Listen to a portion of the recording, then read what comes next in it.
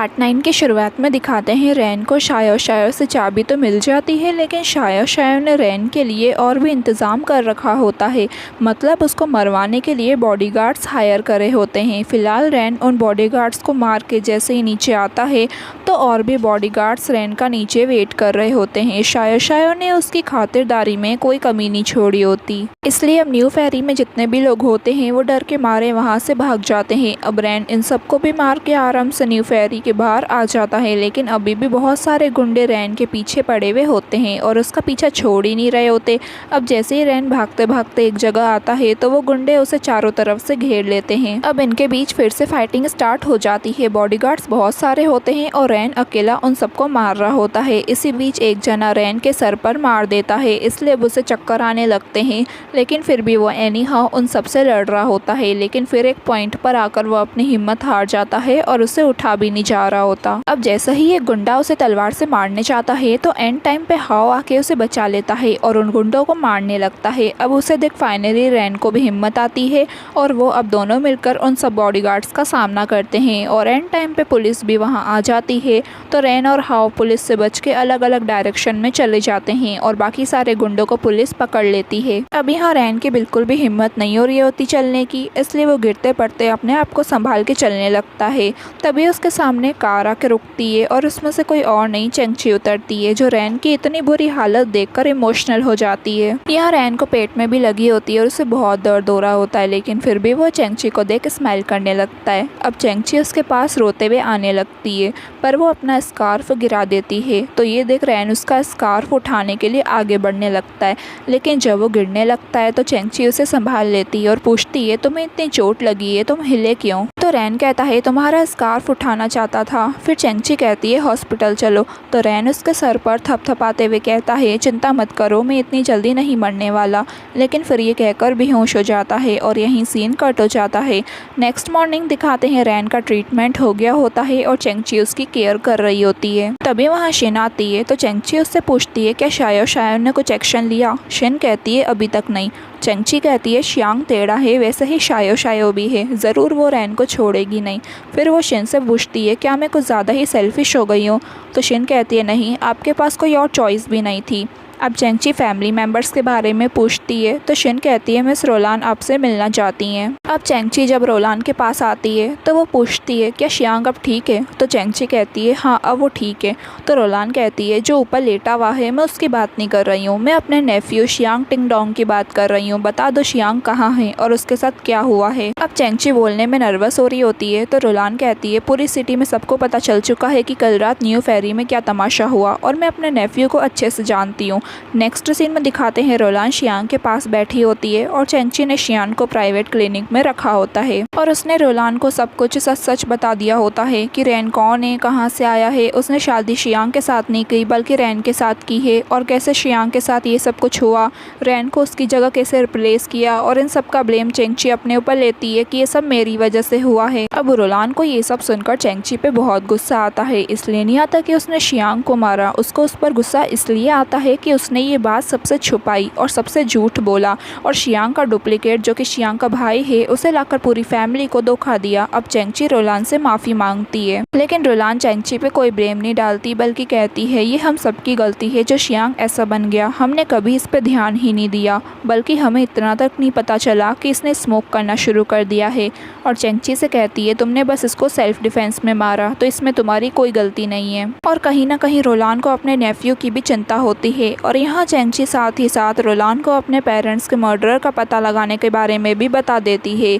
अब रोलान चेंगची से कहती है शियांग को आज न कल होश आ ही जाएगा, तो जो ड्रामा तुम्हारे और रैन के बीच है उसे ख़त्म कर दो, इससे पहले कि मेरी माँ हॉस्पिटल से घर आए ये सब चीज़ें ठीक से संभल जानी चाहिए।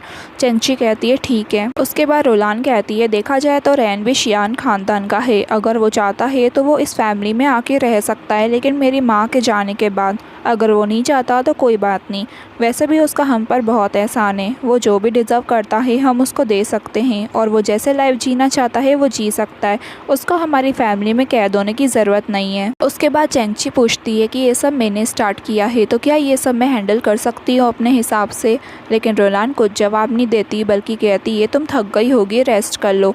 ये कहकर चले जाती है। अब यहाँ चैंची सॉरी सॉरी कहते हुए रोने लगती है तो वहाँ रोलान जाते जाते रोने लगती है। अब चैंची कॉइन घुमाते घुमाते और वाइन पीते पीते सैड बैठी होती है और रोलान की बातों को याद करती है कि उसे रैन के साथ अब अपना ये ड्रामा ख़त्म कर देना है, और इस वजह से वो रोने लगती है क्योंकि उसे रैन से अलग नहीं होना था और उसे अब रैन के साथ बिताया वह हर एक पल याद आने लगता है, और ये भी कि उसने उसके लिए अपनी जान तक की परवाह नहीं करी। और इस वजह से चैंची बहुत ज़्यादा ड्रिंक करके वहीं सो जाती है। अगले दिन रैन को भी होश आ जाता है और वो उठकर चैंची को बुलाने लगता है। अब जब चैंची नहीं आती तो रैन उठकर तैयार होकर उसे ढूंढने के लिए जाने लगता है। तभी उसे उसके ड्रॉवर में बैली शूज़ दिखते हैं और वही शूज़ लेकर वो चैंची के पास आता है और उसे सोते हुए देख उस पर कंबल उड़ाता है और उसे देखने लगता है। तभी उसकी नज़र चैंची के हाथ के निशान पर जाती है और यहीं से इनका बचपन का फ्लैशबैक दिखाते हैं। जब ये दोनों छोटे होते हैं चैंची पूछती है तुम मेरी कार में क्यों घुसे, ये कहकर गेट को हाथ लगाने जाती है तो रैन उसे एकदम से रोक देता है, जिस वजह से चैंची के हाथ पर कटा जाता है। अब रैन सोचता है ये तो वही निशान है जैसा उस छोटी बच्ची के हाथ पे लगा था और मन में कहता है चैंची ये कैसी किस्मत है, मुझे लगता है यही वजह है कि मैं हमेशा तुम्हारी साइड रहता हूँ।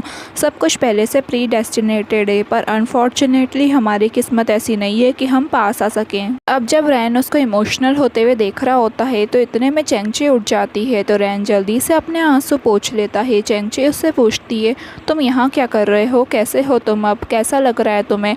तो रैन कहता है चिंता मत करो मैं ठीक हूँ, मैं यहाँ तुम्हें ये चाबी देने आया था। तो चैंची उससे चाबी लेके थैंक्स कहती है और पूछती है क्या कुछ ऐसा है जो मैं तुम्हारे लिए कर सकती हूँ। तो रैन थोड़ा सोचते हुए कहता है मेरे लिए डांस कर सकती हो। चैंची पूछती है सडनली तुम मुझे डांस करते हुए क्यों देखना चाहते हो।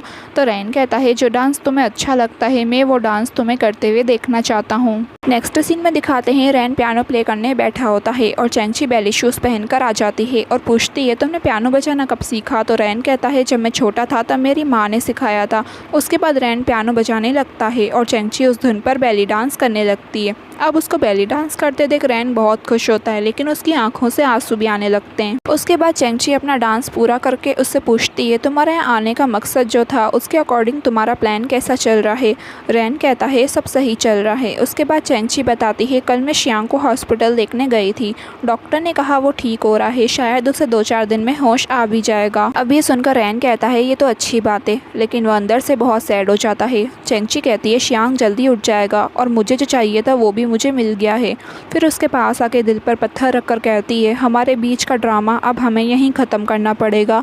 ये सुनकर रैन का दिल टूट जाता है और वो रोने लगता है लेकिन चैंची को नहीं दिखाता। अब चैंची उसे उसके सिटी लौटने की टिकट देकर वहाँ से चली जाती है। अब जैसे ही वो टिकट देखता है तो जल्दी से चैंची को रोकने के लिए भागता है, लेकिन दरवाजे तक आते आते रुक जाता है और वापस लौट जाता है और बहुत रोने लगता है क्योंकि वो भी अब चैंची से दूर नहीं होना चाहता था। और दरवाजे के बाहर खड़े हुए चैंची भी बहुत रोने लगती है।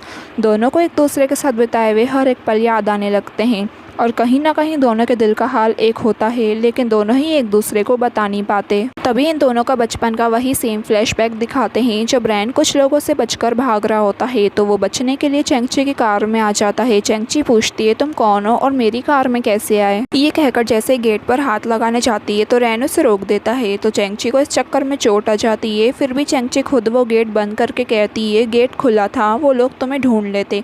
अब जाके रैन को अपनी गलती रियलाइज़ होती है। चैंची बाहर देख कहती है लगता है अब वो लोग चले गए। अब रैन बाहर जाने लगता है तो चैंची उससे रोककर कहती है मेरे पापा ने मुझे चोट पर दवाई लगाना सिखाया है। ये कहकर वो फर्स्ट एड में से दवा लेकर रैन की चोट पर लगाने लगती है और फिर ऑइंटमेंट देती है। तो रैन उसे थैंक यू के तौर पर उसके पास जो लकड़ी का बना हुआ पियानो होता है वो उसे चैंची को दे देता है। तो चैंची वो लेके पूछती है क्या तुम्हें पियानो बजाना आता है। तो रैन कहता है हाँ। तो चैंची ये सुन उससे इम्प्रेस हो जाती है और बताती है मुझे डांस करना आता है और कहती है शायद किसी दिन तुम मेरे लिए पियानो बजाओ और मैं तुम्हारे लिए डांस करूं।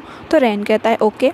और ऐसे ही इन दोनों को पता नहीं होता कि ये दोनों पहले भी बचपन में मिल चुके हैं, लेकिन फिर भी ये दोनों वही ब्यूटीफुल मेमोरीज शेयर करते हैं।